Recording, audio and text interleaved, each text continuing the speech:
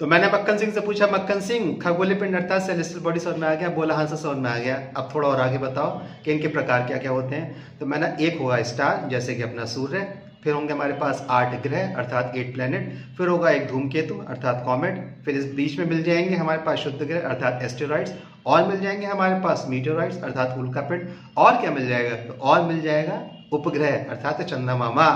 क्योंकि अगर भैया के बहन को छोड़ दिया तो माँ भी बुरा मान जाएगी, माँ पृथ्वी। बोला सब बात तो सही कह रहे हो, मेरी मखनी को अपने भैया से बड़ा प्यार है, कुछ भी कह दो तो बुरा मान जाती है। मैंने हाँ। बोले सर की प्रॉपर्टीज क्या होगी? कोई सेलेस्टियल बॉडी तारा क्यों कहलाएगा?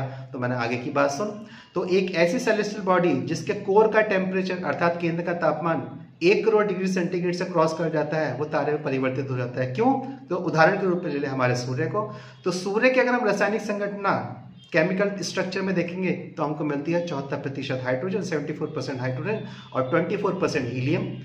इसी में रासायनिक प्रक्रिया में न्यूक्लियर फ्यूजन नाभिकीय संलयन की प्रक्रिया के परिणाम स्वरूप जब हाइड्रोजन हीलियम में परिवर्तित होती है, क्योंकि वो इस प्रोसेस को इन्फ्यूज कर देती है, तो ऊर्जा मुक्त होती है और उस ऊर्जा के माध्यम से ताप और प्रकाश अर्थात हीट और एनर्जी की उत्पत्ति होती है और सूर्य को अपना स्वयं का ताप और प्रकाश अर्थात ओन हीट एंड लाइट मिल जाती है और जिसके माध्यम से वह पूरे सौर मंडल को प्रदीप्तमान अर्थात इल्यूमिनेटेड करता रहता है।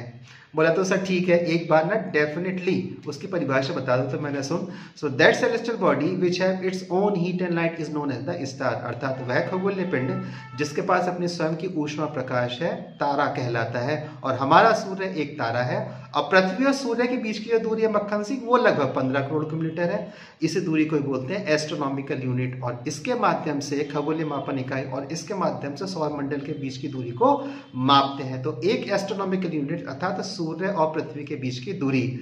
मैंने कहा अब सुन, सूर्य की जो सतह है वह तरल अवस्था में है, प्लाज्मा स्टेट मिलती है और इसका जो वायुमंडल है उसकी जो व्यास है डायमीटर वो लगभग 3 लाख किलोमीटर का है, जिसको बोलते हैं क्रोमोस्फेयर अर्थात क्रोमा मंडल। और यहीं से निकलती हैं सौर पवनें और सौर लपटें जो कि पृथ्वी के चुंबकीय क्षेत्र से टकरा के अरोरा ओरियलिस और अरोरा बोरियलिस अर्थात ध्रुवीय ज्योति का निर्माण करती है, जिसको आने वाले लेक्चर मक्खन से मैं तुझको समझाऊंगा।